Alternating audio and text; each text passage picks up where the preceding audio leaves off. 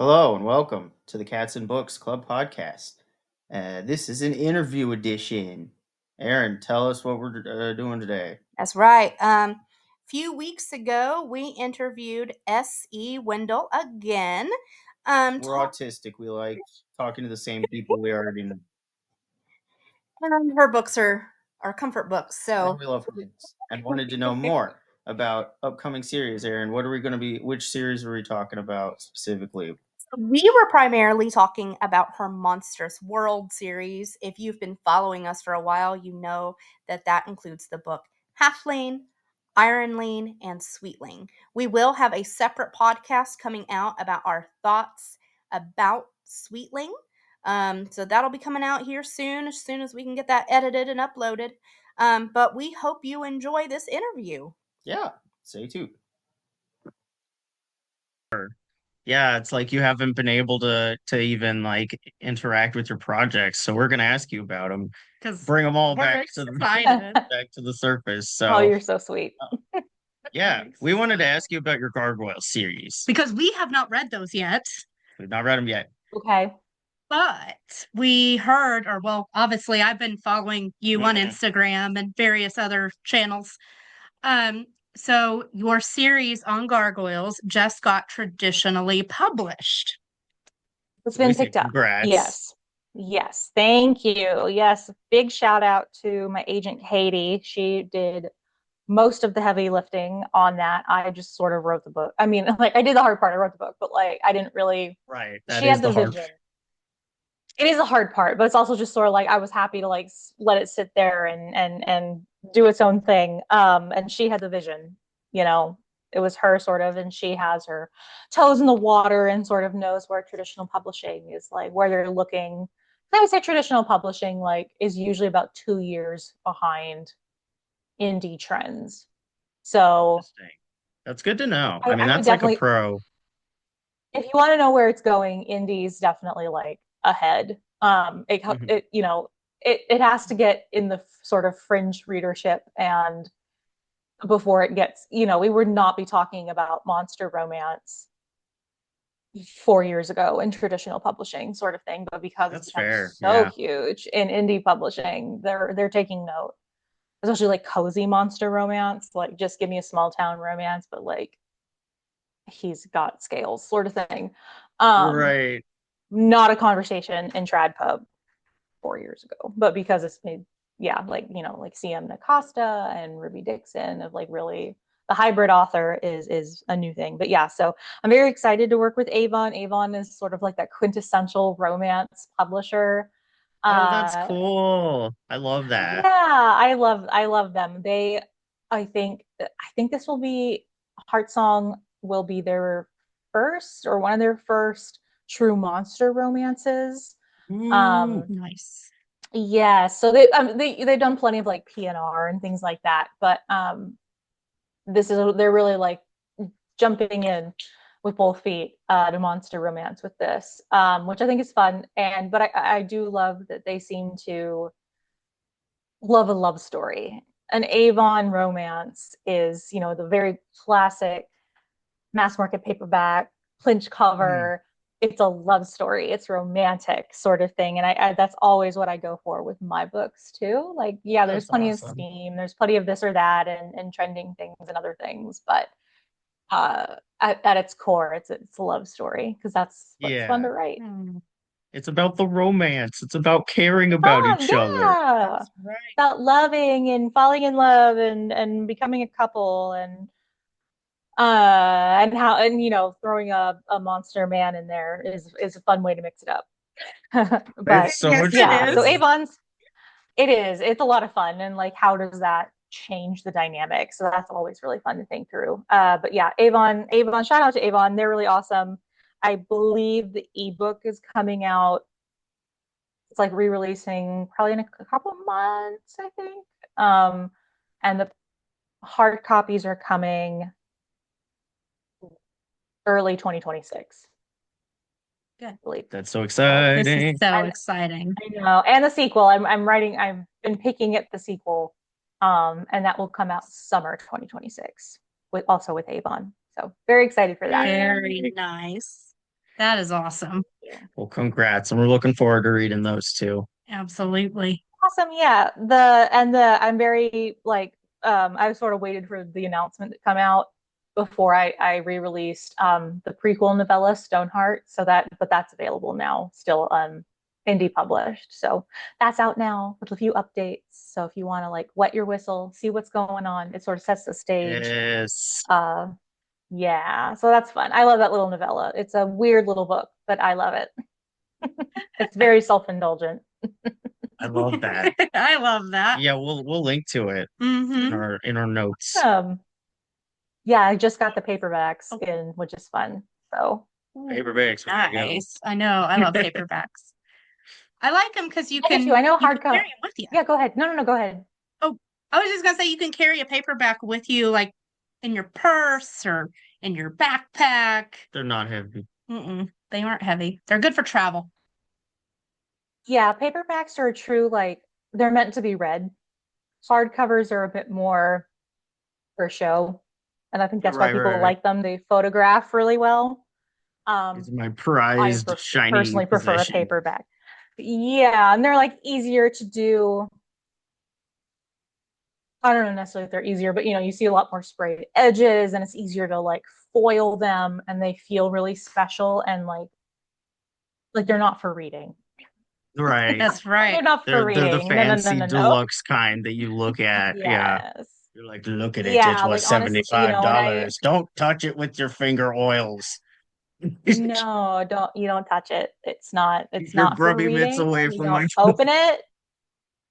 You open Looking it slightly only. and peek at the signature, and that's it. Right. Like, you can like yeah. That's right. Yeah. Well, that's exciting. Yeah, they're not. Yeah, I'm excited. I am. It should be good stuff. But yeah, it's definitely it's interesting to be a hybrid author, and like indie publishing is very much instant gratification. You sort of write it, you send it off to editing, and then within a month or two, it's usually published, sort of thing, because you need to be making that money, sort of thing. Right. And the best months are the month right after you released. Yes. And you kind of, honestly, in the indie world, you sort of have to release like 2 titles a year to stay relevant, unless you're like established. I feel.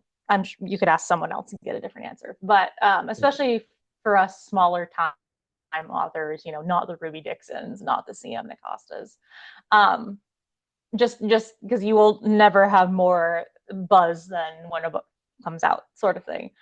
Unless you are in the off chance that a TikTok takes off, but that is, you cannot count on that. Right. If it does, what is in your control is writing and releasing a new book. Yes, but you cannot count on TikTok. No. That's right. The algorithm is a finicky bitch, so do not rely on her. Yes, it is. Yeah, Aaron would know. I'm finding that out. I'm sure there's formulas, but there's ways to like grow a following, but like followers on TikTok doesn't actually mean anything. It doesn't mean engagement. True. Yeah. It doesn't mean sales. Yeah.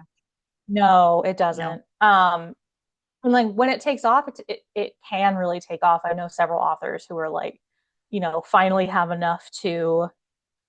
There's a pretty popular mass publisher from China that you can get like your minimum order has to be 500 books.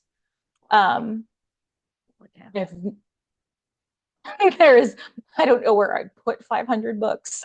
Right. I don't know that my post office could handle that number of packages. Right. Like my poor postman, when I do have pre-orders. Yeah. I honestly, like, the post people all know at this point, because I have very distinct like pink boxes that go out, and when I do pre-orders and those go out, I have like maybe 50 to 100 that the postman comes and picks up at the house, and he's just like, what? So I don't. He's like, you see these authors bringing pallets. I know. I was just like bringing pallets and pallets. I don't think poor little post office can handle it. Oh my God! Right. You're just like unloading them from a truck. You're not paid enough to deal with this. Oh my gosh. for sure it's not the weirdest thing they've ever seen, but I've definitely like spent enough time in the post office that all the clerks have basically asked, like, they've gotten brave enough to ask me, like, what are these? Especially since it's, Yeah, like because what of are books, they get to go you media doing? mail, Yeah, like these pink boxes, like, and you're shipping all over the place, like I'll have an order to, Texas, and then one to New Hampshire, and then one to Norway, and one to Australia, and then one to, that's San amazing. Francisco. And it's really awesome, except for the shipping price. Yeah, the shipping must be so much for Australia. Oh no. Oh wait. Oh, it is. Yeah. Sorry, my internet One book is connection's probably being weird. There $21. we go. Oh, it's no worries. Okay. Yeah. I No, I wanted was to just complaining know. about shipping. Oh, you're Yeah. go ahead. we, It's fine. we like No, I'm I done. It's fine. no, it is a lot though. It's a lot to ship stuff. It is. yeah, it's like It is. $15 And it's for like unfortunate. one thing. Yeah. Yeah, and that can sometimes just be domestic. Authors have really been Hmm. trying to like eat the cost of at least domestic shipping, but we can't get around it with, it's one of those things like I'm willing to sort of eat a bit of the cost to international because it's just so flattering and lovely that and wild Hmm. to me that like I'll package something and the next person who opens it is going to be literally the world away, like on not even like Sydney, like the close side of Australia to me in California, but like the like far, like what, Perth in South Oh wow. Australia, like has to get across another continent, Like way and it's just over so there. wild, Yeah. way over there, like as basically as far away as possible. Yes. And it's Literally the wild. complete And opposite of the world. yeah, yes, 100%, across the biggest ocean, across a whole other continent, and it sometimes only takes 3 weeks, which is actually like not that long. Like um, It's so cool. Yeah. it is. It's really neat. And like sending things to Norway. I had one go to Norway the other day, and I used to ship to Europe. We've had a lot of authors have had to stop because of new regulations, but Right. Ugh. yeah. Anyway, that's my Yeah. spiel on shipping. My shipping spiel. We hate that. We hate that. Yes, we do. We hate that. Just let me send pretty books to people. I'm not Yes, sending drugs. exactly. I'm not I'm sending not sending drugs. illicit.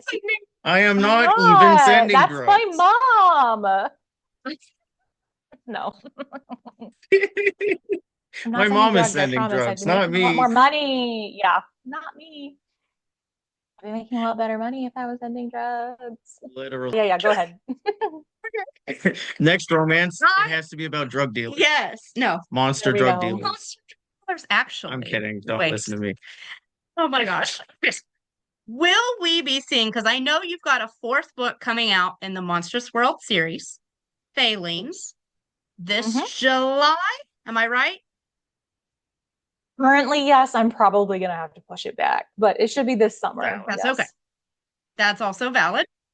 Um, will we be seeing some of our favorites again? Will they be kind of flitting in and out on page? Like Sorsha, Mhm. like all the characters that we've been introduced, to during the series. Mhm. We're I would wondering. say definitely yes. I sort of envision, at least for the next while, that like to me, Halfling and Ironling go together, if that makes Mhm, sense. Yes. They're not a duet, Yes. but they sort of go together. In the mhm. same way, I think Sweetling and Failing will go together. Okay. Makes sense. I mean, you sort You of will see did half of the arc there, so yeah. right, and like the first two are sort of orc heavy, and then these Hmm. next two are sort of Fey. I Hmm. have ideas for several, like let's see what the dragons are up to, let's see what these people are up to. So I like playing, but and having that sort of freedom. But I would say yes, I definitely have plans to return to the little village that they're founding, that they founded in Halfling, and then it really gets going in Ironling, right? The village of non-humans. Um, that sort of developing, and like it might be more of a novella situation. I definitely want to start getting better about novellas because that also offers flexibility. And sometimes you don't need a 400-page, really deep plot. Sometimes you just need to write a cute, fluffy love story, and it's Yeah, it's like a 150 couple hundred and that's pages. okay. That's Yes. fine. Yeah. So yes, I'm happy to tease that the next title after Failing will be a novella collection. I've already sent my brief and my invoice to Beth Gilbert for the cover. I'm very excited. It'll be kind of different. So that'll be good. I'm not entirely sure when that's coming out because I'm pushing Failing back, but that'll be really fun. So, and I'm usually someone who's very long-winded, so I'm looking forward to honing my novella skill. So I think it's important to have some novellas and try different things and not just curse myself to writing 500-page novels every single time. Sure. I love that. I'm thinking it will be a relief to be like, oh, 200 pages, I'm done. Whee! Right, I right, love that. It was so short. Done already. You can get a lot done in 200 pages, honestly. Yes, you can. And yes, especially and I think sometimes for a lot of us authors, it can be a fun sort of snack. It's not Yeah. the meat and potatoes kind of thing. It's like it's a refresher. It's a fun way to build out the world without having to have like, oh god, this has to be like especially with these series that are all interconnected standalones. It doesn't have to like play a vital role in the overarching plot. It can just be these like two characters off doing something and falling in love in the meantime. So that'll be really fun. I'm looking forward to that. But I'm having when I do get to it, I'm enjoying writing the next Gargoyle book, and then it will be Failing, and I'm very excited for that. Those two are just jumping off the page already to me, like they're taking up a lot of my brain space. So I'm very excited. You're like, to gotta get them out. I know I got to get to it. I'm very excited. It's definitely the carrot I'm dangling in front of myself, and they're like. I sort of like about the Monstrous World series that each book has a like a very different vibe to it. Like Halfling is sort of the rugged road trip story. Yeah, like woodsy Ironling traveling. the Ironling's more castles and political intrigue, and Sweetling is very much like a gothic fairy tale. And Failing is going to be the like heavy metal revenge plot. Oh boy. I can't wait. That is going to be exciting to read.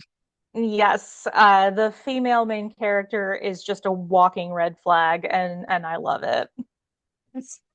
I love it. A lot. Is it Molly or is it different? Ravenna. Is it Ravenna? Ravenna, yeah.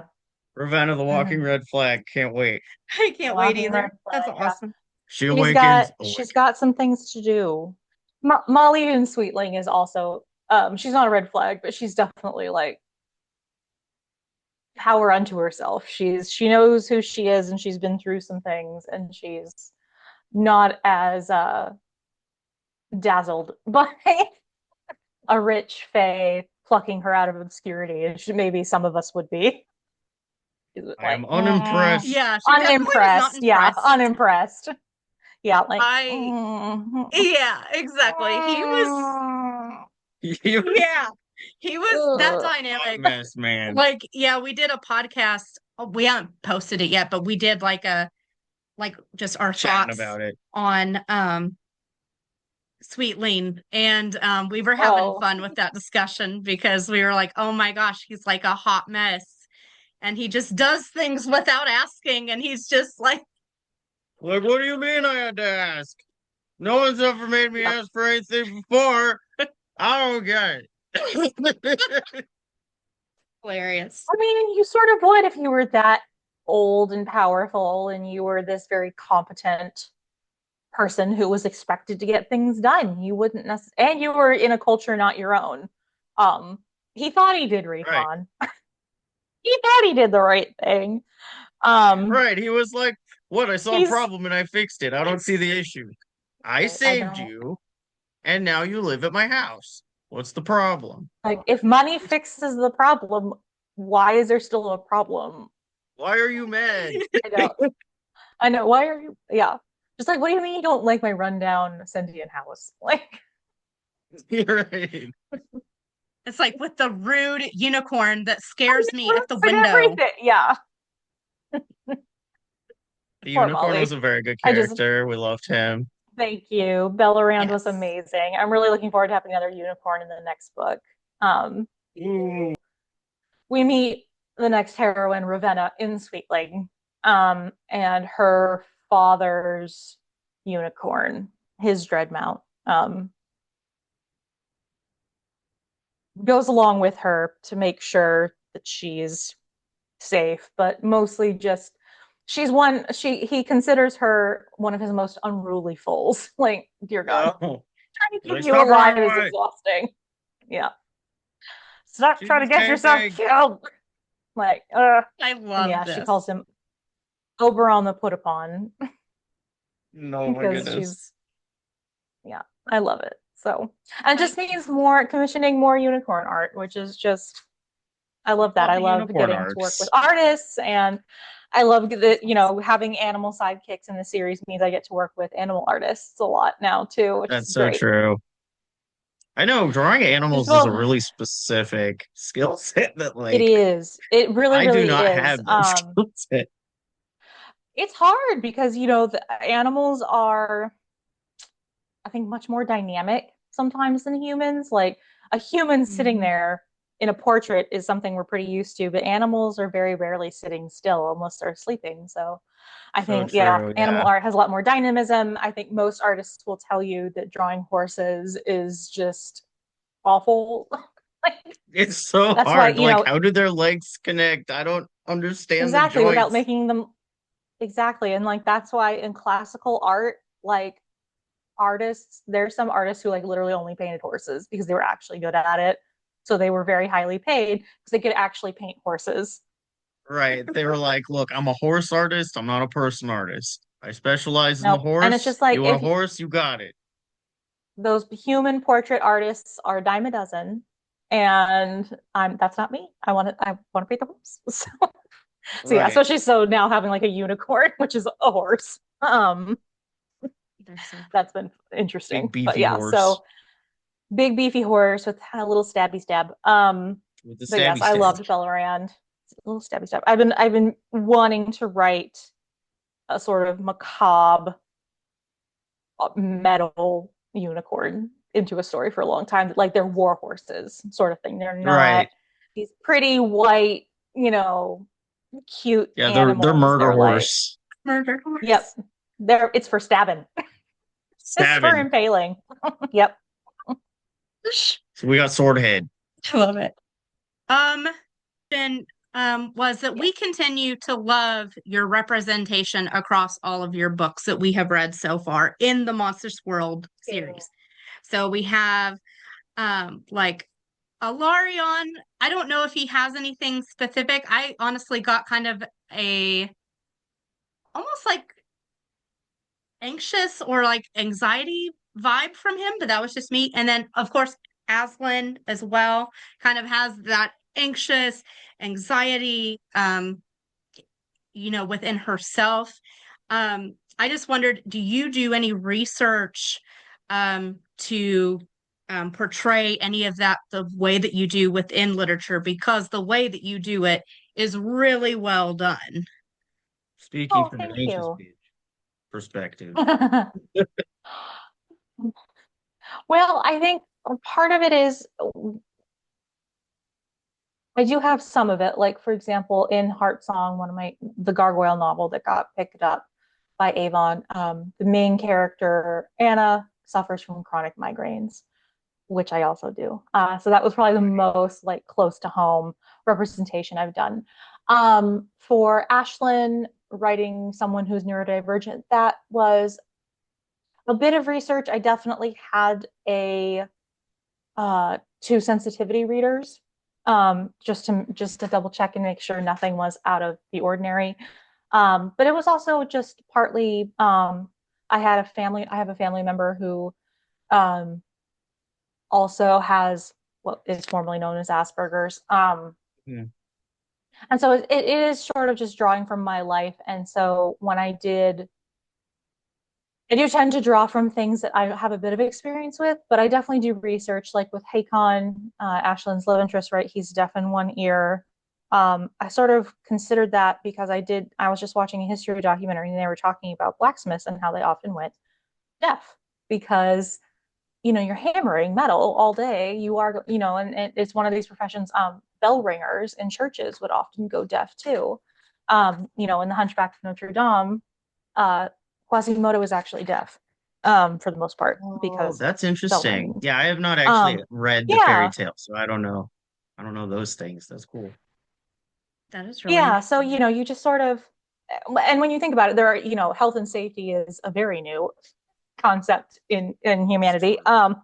So there's no like PPE ear protection Hmm. going on. So, people would go deaf from these things. And so I sort of thought that makes sense in the world, and what sort of challenges would that, and it just sort of made sense in the story. I don't necessarily go out to like, oh, need to, put diversity into this and like give them issues to overcome sort of thing. Mm-hmm. But it did feel right for him. Um, that one definitely took research. I also had a sensitivity reader on that, someone who was hard of hearing.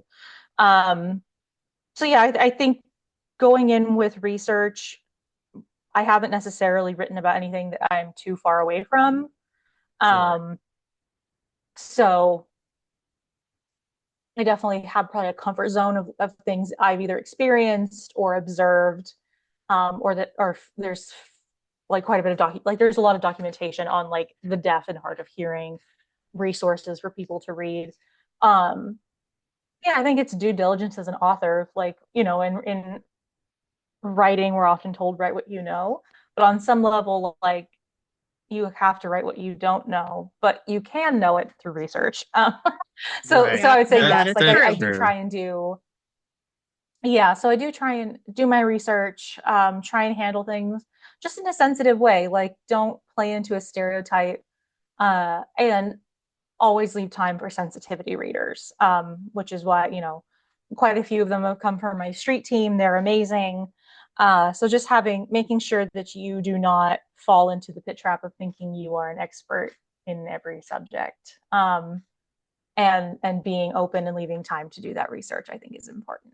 But yeah, just coming at it from with sensitivity and empathy, you know, and I think sometimes authors can fall into this, oh, my character is, has this issue like anxiety or like Tourette's or ADHD. Um, and that's what they are, I've read some books like this, some handle it better than others. And I think that's just, and it can be hard when you do have a chronic issue or mental health issue to not let it define you, Right, it right. is a big part of your life, and that's totally fine. It's something you deal with almost every day or every day. But that can be sort of the pitfall that like your character can't just be their disability or their challenge or um their issue. So it's just about coming from everyone's well-rounded. Everyone's they're more than just their hobby. Yeah. They're more than They're a full just person. their exactly. They're well-rounded. They have flaws and advantages and everything. So it's just trying to come at like build out a full character. I like that. Hmm. And also leading into that, we love the friendship bonds that you keep showing. Yeah. Just among all of them, all three of the novels that we've read. Um, like I love, we've got Sorsha and we have Ashlyn, we have Hakon and Oric, who are very much a pair. Um, what I loved actually about Sweetling was the two of them kind of coming to Alarion's house and being like, "Hey, did you kidnap this girl?" Yeah. You're not supposed to kidnap. You're not supposed to You do think if we that. were allowed to do it, we wouldn't have done it? Like, But I just yes. loved, I love that representation. I love it. Yeah, it's fun bringing in characters from previous books. I think it is a it is a tightrope to walk because you don't want the characters from the previous book to outshine the new characters. So finding little places where it would make sense that they're here, you know. Right. So I know that, you know, readers who read the series, I would say the majority of people, Auric and Sorsha, are still their favorite. I understand they're both very dear to me too. Understandable. They're Um, very good. thank you. You know, and they're very lovable. They're very Hmm. you know, I understand why people like them maybe more than any other character. They're very lovable. So picking and choosing where it would make sense for them and not just making it fan service. Right. Just But it sort of is, you sticking them know, in and there I just do like for fun. glimpsing just for fun or, you know, like time and place. Yeah. So Like it yeah, does it's kind of have to always make fun seeing sense them for them to again. appear. Yeah. And do you Yeah, because otherwise it's just like a scene for no reason other than let's just see what they're up Right. to in the middle of someone mm-hmm, else's book, you know? mm-hmm. So, No, I think you balance it really well. Um, oh, thank because you. you do put them places where it would make sense for Right. them to pop in, you know. Right? Yeah, they're Yeah. around. They're still hanging out. Like, They're Yeah. around. They have their whole life. And they're sort of important members of the community. And I think especially like with who Ashlyn and Hakon are as like literally leaders of their communities, they would pop up and they will continue, you know, mentions of them. And as the world continues to grow, you know, we're going to hear familiar names, I think, bandied about because a lot of people are going to be doing different things and it's all sort of building up to something. Um, there is a small overarching plot, but it is fun to write standalones. For that reason, that you know, I can sort of put it down. I think it's very important as a writer to basically I need to fall in love with my own characters. You know, as much as they fall mm, in love with each other, I need to fall in love with them. mm, Um, and sort of when their book is done, like I still love them, but it's like I'm ready to fall in love with the next ones. So I mm, think having that mindset allows me to like I'm happy to see the ones from the previous one, but like I love them, but I'm in love with the current characters. So I think that's an important sort of and it's really, really hard, I will say. I definitely, you know, with one of my first novels, A Time of War and Demons, I adore the main couple from that one. You know, they're one of my first stories. And I think one of the reasons why I never really continued that series was I found it so difficult to move on from them. They've been such a big part of like my imagination and my creativity, and that I found it, you know, very, very difficult to write a different story. I wasn't enthused by it. I really like it didn't feel like these new character story. It just sort of felt like the aftermath of the previous character story. So that's one of the reasons why that series didn't take off after one book. But that's just sort of, you know, you got to just continue to write. I think it's something that comes about from experience. I think most authors will tell you that they are, you know, everyone remembers their first love sort of thing, and that's true with mm. book characters. Those characters have a big place in my heart. Lena and Belle from Airy, big. I still think about them all the time. Aw, that's nice. And I, That's sweet. you know, and on, yes, I love them. Um, and I think that because first books often take longer to write, authors will usually tell you, oh, yeah, it took me 3 years to write my first. And like their 10th takes, yeah, exactly. A Time of War and Demons took me probably 4 years. Like I picked at it through college and then finally finished it in my gap year. Airy took me like 18 months. But then Haven, the sequel to that, it was longer, but it took me 8 months. And that's Oh, only because wow. I stopped to write Stonehearts during that. So in my current writing schedule, a book is only taking me about 3 months. Wow. Man, So Yeah, Aaron's like, you know how? when I'm able to not when I'm You're not a like, caregiver, when I'm not a you know, right. and it comes with practice, it comes with discipline. It's not I will say, like, I'm not always writing a book. So when I'm writing a book, that's my schedule, is a chapter a day. When I'm not, you have to take time, Yeah, you have you to take do. time off. But I think most authors will tell you that the first book took the longest, Mm-hmm. um, that they are still very attached to the characters of the first book because they were still they grew up in a lot of ways with those characters as an author. So I think, again, you always remember your first love. Um, Yeah. so yeah, but so it's always fun to see them, but I think you do have to be careful with how much you need to find a time and a place that makes sense in the next story. Hmm. Um, so, but I completely understand why there are authors who write, 20 novels with the same character because sometimes it's really hard to say goodbye. Right, It right. is. Yeah. I'm trying to I find mean, that Diana, balance myself. So, yeah. I mean, like Diana Galbadon really loves Jamie and Claire and loves doing horrible things to them. yeah, I mean, hey, I definitely I probably did the not smart thing because my first book is supposed to be the first in a series. So I probably, obviously I'm working on it still and I'm working on the second book right now. But definitely if I'm looking back on things, I'm like, man, I should have just started out with a standalone and just maybe focused on that first. I mean, most authors, the first book is the start of a series. So I think you are in large good company. That's true. Uh, so I think it's always good if it is going to be in a series just to leave yourself room. But it could be good that you're jumping into the second book and diving in. So there's no one way to do it right. And if anyone tells you there is, they're incorrect. Exactly. So No, it I all love that. just has to be what works for you and feels right. Hmm. And that will probably change book to book. Yep. I'm finding that out slowly right now. So Yes.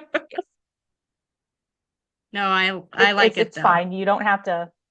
Yeah, and again, like I think because of famous authors who talked a lot about their writing process, like Hemingway, like Stephen King, Mm-hmm. um, Mhm. it's not a monolith. They change a lot, and that change should be embraced. There are best practices. You will write a lot more if you write every day, and it will become a habit, and it will come faster. However, the first 250 to 500 words will be like pulling teeth. That's certainly true Mm-hmm. for me every single time. But once you get going, it's usually fine. And once you build that habit, you're golden. But do you have to write early in the day? No. Do you need to like completely throw out your first draft? No. No. Um, no, there are authors who I definitely have friends who have rewritten books several times. I'm just like, you're insane. Oh my God. I I hate rewriting things. Yeah, that's valid.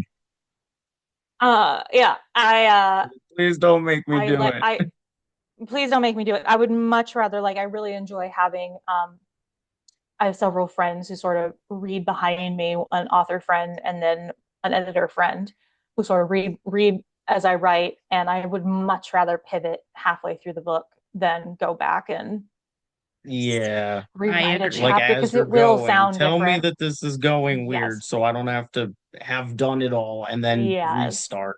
Yep. I kind of do that Yes. same 100%. process with mine. I do like little table reads. I have a group of friends that read through it, and I've got a really sweet editor who's awesome. And she reads through my stuff and is always quick to tell me, hey, yeah, this part isn't going to work because this part doesn't make sense. Please change. And then you're scared of showing it to me because you know Oh, yeah. that I'm gonna be A harsh critic. oh yeah, So, poor Aaron. Like But Aaron, you need people who will tell you if it's that is yes my men or role. not helpful. Yeah. And yeah. there's being mean and there's being critical and like helpful criticism, which I think like authors have to have a thick Yeah. No, they skin. do. They do. And I'm grateful for, in my college years, I did a lot of workshops. And I highly doubt anyone on the internet is ever going to cut me down the way that a professor who I respect can. So you will, so I'm not really scared of what people say. I might disagree and get a bit miffed, but like some rando on the internet is never going to, Right. It's like, especially well, not you're as not an authority articulately. anyway, so I don't care. Yeah. Exactly. Just some guy. Just And everyone's allowed their opinions. And it's important to remember that as a writer, you can only control so much how what you write is read. Because if you have too heavy of a hand, the reader can feel that and they do not like it. It's patronizing, it's annoying. You're like, I get it, I'm not stupid. So and I love that when people tell me like, oh, and I saw this and that in this work. Wow, you make me sound smarter and better than wow. I'm so smart. Yeah, I like, totally oh, meant the to do that. themes of liberty and blah blah. it's like, yeah, that's exactly. totally what I was going for. Absolutely. Well, and I think that's good. You get to like put every reader will bring their own thing to it. I I think one of the best examples is Elsa in Frozen. Like when that first came out, everyone was like, "Oh, she's gay. Oh, this is a metaphor for like either being queer or mental health issues, blah blah." And it's just like, you're all right. It she's written in a way that you can put whatever you yourself are sort of keeping inside. That's the metaphor. So I think that's strong writing. Now I just have Let It Go stuck in my head. Dang it. Insert But, song here, right here. I do. oh, I highly do not do that. Disney's lawyers are very. I'll be cursed for No, no, no, 3 no, no. weeks. No, and they'll sue you out of house and home. That is true. The Disney machine keeps on cranking. Yes, the Mouse's lawyers are well Top paid. notch. They are at top notch. Yeah, do not go after they are on their Disney. A game. They are, they're scary. They're scary. They'll find you. They will. No, they are kind of scary though. Yeah. Don't mess with the Don't mouse. fuck with Disney. And then let's see. I think our last couple of questions here. What are your 3 most important things that you have to have before you start a writing session? Like, do you bribe yourself with snacks? This is the real. I am big on little treats. I am big on that. It's not necessarily to do writing, it's more to do life stuff. Just to get through the day. Like clean the bathroom. Yeah, 100%. I tend to write in the evening. It just sort of works out with like the schedule of my house and my housemate. Like she has a normal 9 to 5 office job sort of thing that I also just like that it's dark. At night it's quieter. Especially in summer, it's cooler, so it's okay That's to be true. like upstairs. It gets like roasting always where sort of you're at. It does, yeah. So sometimes I just need to be when it's 110 for the 10th day in a row here in California. You just need to be all the blonde and not moving for the middle of the day. There are the in cultures a cave, that in take the dark, siestas. in the cold. Yes, cultures that take mid-afternoon nap siestas have it right. Just sleep through the heat of the day. There's nothing. You nothing can't do good happens anything at 3 p.m. 2 p.m. No, not when it's 115 out. 115. We're not doing it. We're not going out there. We're not doing it. You can boil an egg or cook an egg on that asphalt. It's so true. It's horrible. But so yeah, I'd say I need it to be quiet. I also probably need it like the right music, that can be interesting. I do make playlists for my books. I don't always listen to them when I do it. And it's sort of, if I'm writing like a fight scene, I will also often listen to like That when you do battle scenes, you put on certain kinds of music? Battle playlists. yes, I try to like a movie soundtrack. Right. Yeah, Um yeah. um but yeah, so high energy, mostly soundtrack music. I like to listen to like classical music when I write, or honestly, I listen to a lot of Pavarotti because I have no clue what he's saying. I don't speak Italian. Very high energy too, and he's got the Yeah. most lovely voice. Also like show tunes, because to me, a lot of times like regular music, blah blah, is open to interpretation. Show Mhm. tunes often aren't because it's attached to a story. So I'm not really like imprinting or implanting my own like narrative with the song. Like it's one day more from Les Mis. You know exactly what's happening, sort of thing. Right. Yeah, That's fair. Yeah. I like It's that. like it's the Phantom of the Opera. Like it's You know what's going no on new with no it. plot needed. Yeah. So yeah, I usually need it like nice and sort of quiet where I am and dark and music. And what else do I need?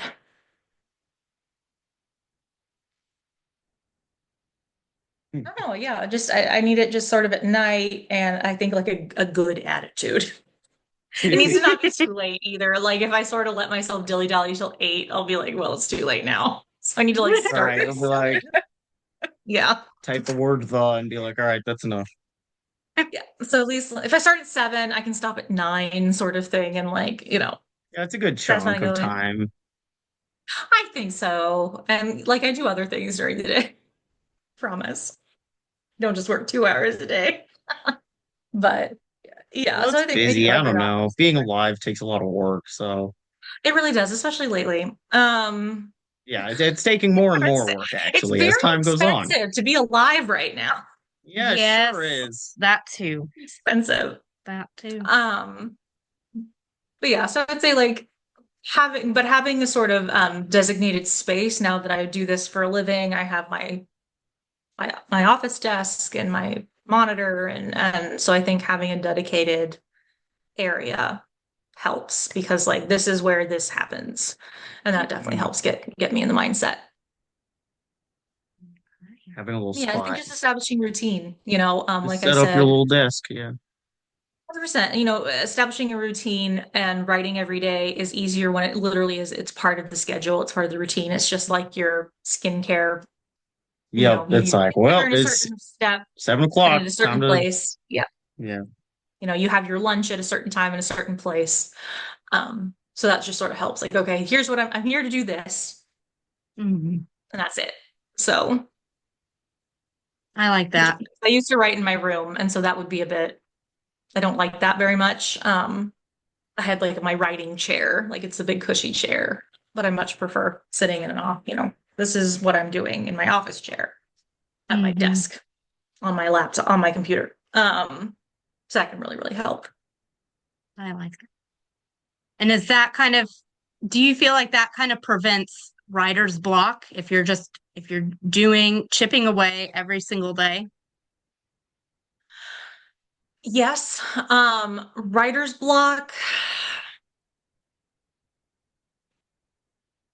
There are different solutions to it, but giving up on it is sort of not a solution. And then it's definitely not if like you need it to pay bills. Right. So, Right. you sort of have to do it. I think if writer's block is really, really bad, you need to be asking yourself, is this the project I need to be working on right now? Because part of it might just be you have no enthusiasm for it. And if you Sure. don't, then maybe this isn't, maybe you'd rather be doing something else. Um, Hmm. yeah. And there's other things to do too, right? you don't necessarily have to sit down and write actual prose in the book. You could sit down and write something that's not going to make it into the book that could possibly take the stress out, as well as just like writing up a character sheet. Like go explore your characters a bit more. And that can be your writing for the day. It doesn't have to necessarily be something that will end up in the final draft. Right.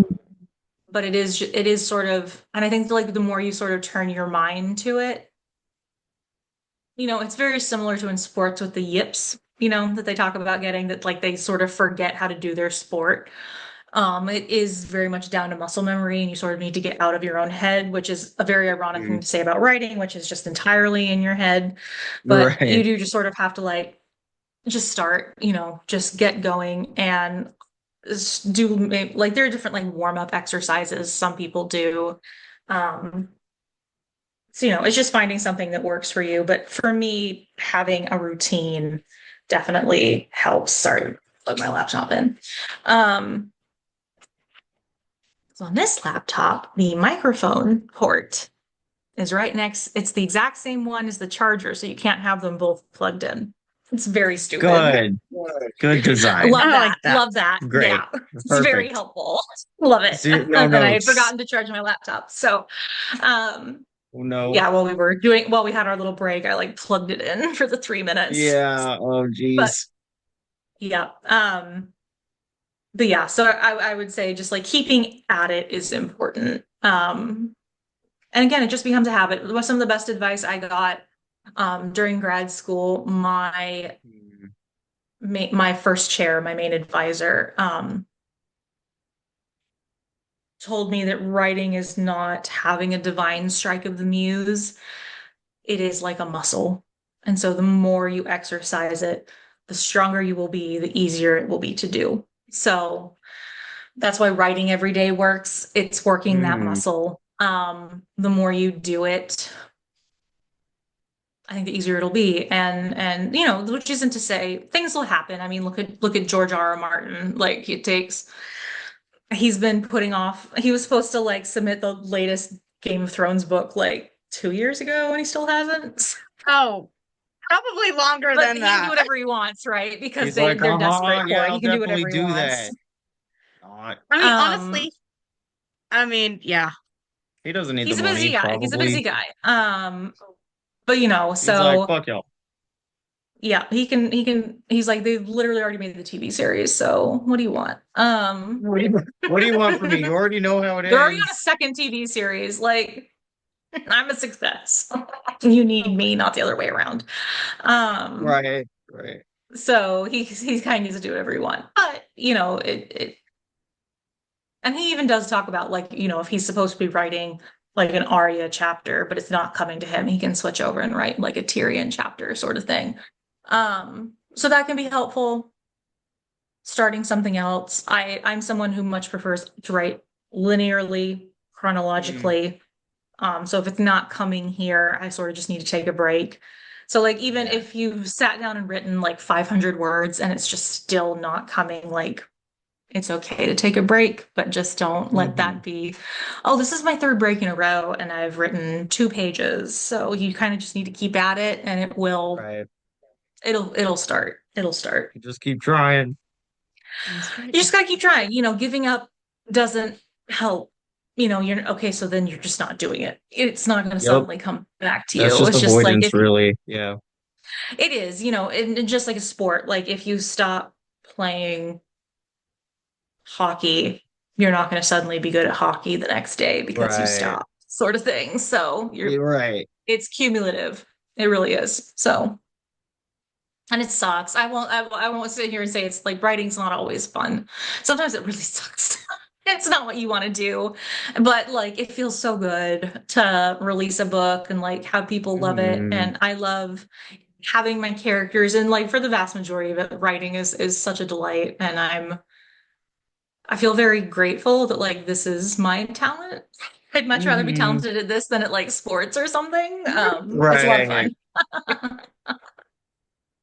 Me too. I totally get it. Well, that's amazing. Thank you so much for coming. we're almost out of time here for our second go around on the Zoom. So it Thank you seems so like much a for having me. You two are a pretty good delight. I spot, but love getting down into talking shop. Thank you so much for it's having so me. much fun. Thank No, you so thank you much. so And much. we're excited to check out your Gargoyles series. Awesome. I hope you like it. Yeah, let me know how it goes. Yeah, keep up the good work, and we really wish you and your family the best. Yes, we do. Thank you very much. Yes, I think Thoughts are everyone's with turning y'all. a corner. I'm ready to get back to my normal life. Better days I'm, ahead, better I days. know. Better days. I'm gnawing at the bars of my cage. Like I'm almost, Coming out almost. Soon, soon. soon. All right. Well, thanks All again. right, Thank you you so too. much. Thank you so much Have for a great having rest of your me. day. You Bye. Bye. too. So nice. Love her. I like